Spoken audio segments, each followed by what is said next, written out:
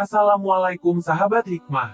Selamat datang kembali di channel yang semoga setiap kisahnya bisa membawa hikmah dan keberkahan.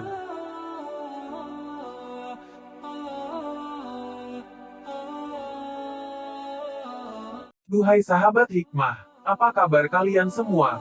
Semoga sehat dan bahagia selalu ya. Pada video kali ini kita akan membahas perihal 5 fenomena keajaiban dunia yang ternyata sudah tertulis dalam Al-Quran.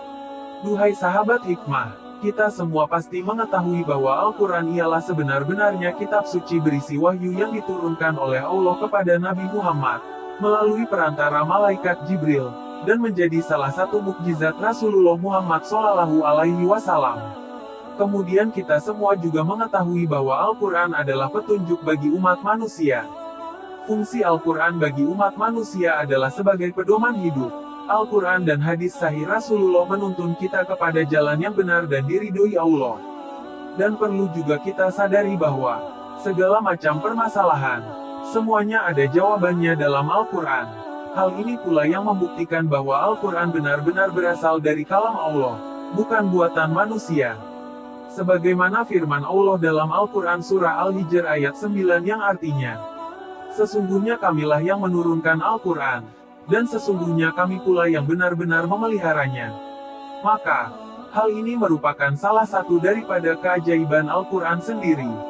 Bahkan, masih banyak lagi keajaiban-keajaiban Al-Quran, baik yang sudah terbukti dalam ilmu pengetahuan, maupun segala sesuatu yang masih dirahasiakan Allah akan buktinya seperti hari kiamat. Untuk itu sahabat hikmah, pada video kali ini kita akan membahas detail mengenai 5 fenomena keajaiban dunia yang sudah tertulis dalam Al-Quran. Terutama dalam bidang ilmu pengetahuan, yang fakta ajaibnya sebelum penelitian itu dilakukan oleh para ilmuwan. Justru semua itu jelas sudah tertulis dalam Al-Quran. Itulah yang semakin menguatkan betapa terjaganya keaslian Al-Quran sebagai kalam Allah Subhanahu wa Ta'ala. Bahkan tidak sedikit para ilmuwan non-muslim yang menjadi mualaf sejak mengetahui keaslian Al-Quran setelah melakukan penelitian. Fenomena keajaiban yang pertama adalah keajaiban Al-Quran tentang fungsi gunung.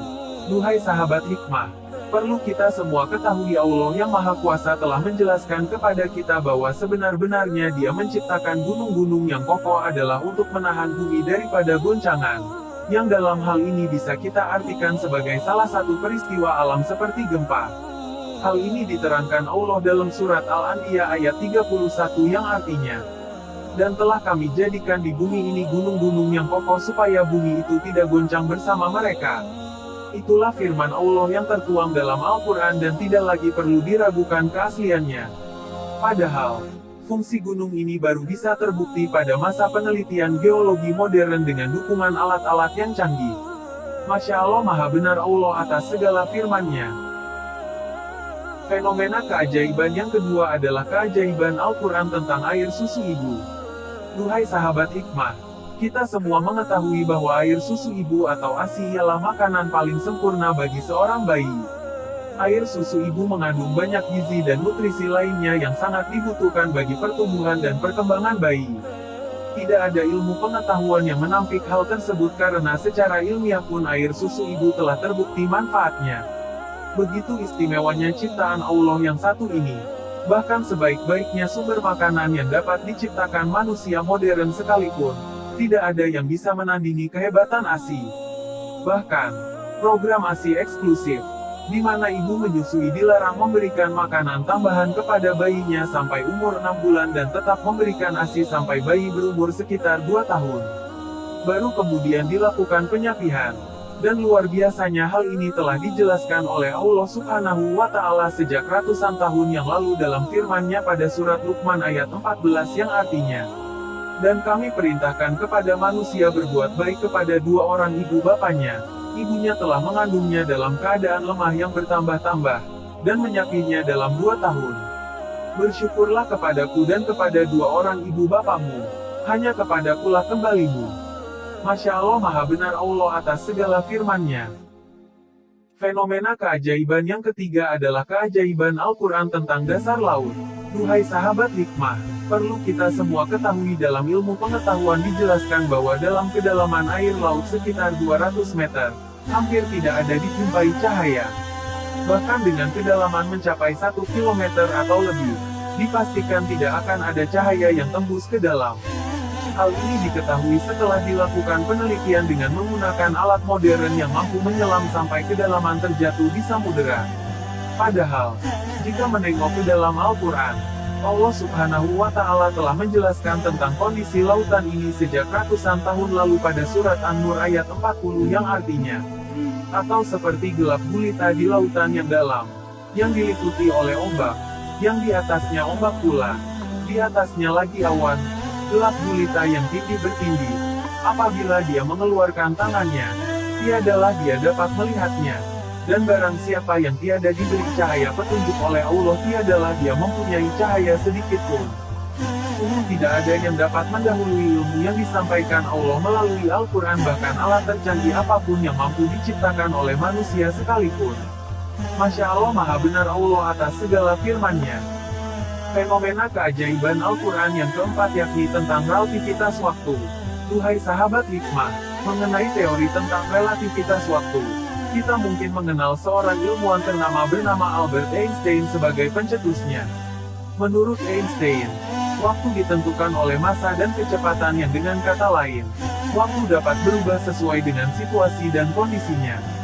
Allah Subhanahu wa Ta'ala menjelaskan di dalam Al-Quran bahwasanya manusia terkadang akan merasa bahwa waktu yang mereka lalui terasa berbeda. Kadang waktu yang singkat terasa melambat, atau sebaliknya waktu yang lambat justru terasa singkat.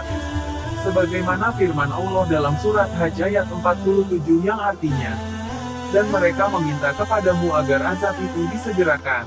Padahal Allah sekali-kali tidak akan menyalahi janjinya. Sesungguhnya sehari di sisi Tuhanmu adalah seperti 1000 tahun menurut perhitunganmu. Kemudian Allah berfirman dalam surat As-Sajdah ayat 5 yang artinya, Dia mengatur urusan dari langit ke bumi. Kemudian urusan itu naik kepadanya dalam satu hari yang kadarnya lamanya adalah 1000 tahun menurut perhitunganmu. Nah sahabat hikmah, berdasarkan dua ayat tersebut saja, sudah jelas bahwa perubahan waktu yang disebut sebagai teori relativitas itu sebenarnya telah ada, bahkan sebelum Albert Einstein menemukannya. Allah telah menjelaskan segalanya di dalam Al-Quran. Kemudian hal itu tersebut terbukti kebenarannya oleh para ilmuwan. Masya Allah, maha benar Allah atas segala firman-Nya. Fenomena keajaiban Al-Quran yang kelima yakni tentang fungsi otak. Duhai sahabat hikmah, selama ini kita mengenal bahwa otak ialah pusat daripada seluruh sistem tubuh kita. Hal itu terbukti dari penelitian para ilmuwan yang kemudian dituangkan dalam buku teks pelajaran di sekolah-sekolah sehingga kita mengetahui bahwa fungsi otak ialah sebagai kendali tubuh. Namun ternyata, Allah Subhanahu wa Ta'ala telah menjelaskan itu semua jauh sejak ratusan tahun yang lalu di dalam Al-Quran surat Al-Alaq ayat 15 dan 16 yang artinya, ketahuilah, sungguh jika dia tidak berhenti berbuat demikian niscaya kami tarik ubun-ubunnya, yaitu ubun-ubun orang yang mendustakan lagi durhaka. Allah menyebutkan ubun-ubun orang yang mendustakan lagi durhaka. Maka, jika kita ingin menjelaskan mengenai apa maksud dari ubun-ubun tersebut, kita bisa merujuk pada ilmu anatomi dan fisiologi mengenai otak manusia. Sebagaimana dijelaskan dalam ilmu tersebut, bagian prefrontal yang mengatur fungsi khusus otak ternyata terletak pada bagian dengan tulang tengkorak. Daerah ini yang kemudian kita kenal sebagai otak besar atau cerebrum. Bagian ini adalah yang terlibat dalam pengaturan fungsi perencanaan dan permulaan gerakan. Tepatnya di bagian lobi frontal dan bagian prefrontal. Dengan kata lain, cerebrum atau otak besar bertugas sebagai perencana, pendorong, dan starter daripada perilaku manusia serta yang bertanggung jawab atas perkataan jujur atau dusta. Terbukti bahwa firman Allah yang menyatakan bahwa ubun-ubun orang yang mendustakan lagi durhaka ialah penggambaran bahwasanya otak besar, bagian frontal, dekat dengan ubun-ubun, ialah bagian yang berfungsi untuk menentukan ucapan jujur maupun dusta. Dalam hal ini, ilmu pengetahuan baru bisa mengungkapkannya sekitar setengah abad belakangan sementara Al-Quran telah menjelaskannya sejak 14 abad yang lalu. Masya Allah, maha benar Allah atas segala firman-Nya. Nah itulah tadi kelima fenomena keajaiban Al-Quran yang betul-betul terbukti kebenarannya. Pengharapannya semoga Al-Quran bukan sekedar dijadikan pajangan sampai diselimuti debu di dalam rumah, di atas lemari, di atas meja. namun juga bisa kita baca dan jadikan pedoman di kehidupan sehari-hari sehingga nantinya bisa menjadi penolong kita di kehidupan setelah kematian. Amin ya robbal alamin. Sampai bertemu pada kisah hikmah selanjutnya. Wallahu a'lam bishawab. Wassalamualaikum warahmatullahi wabarakatuh.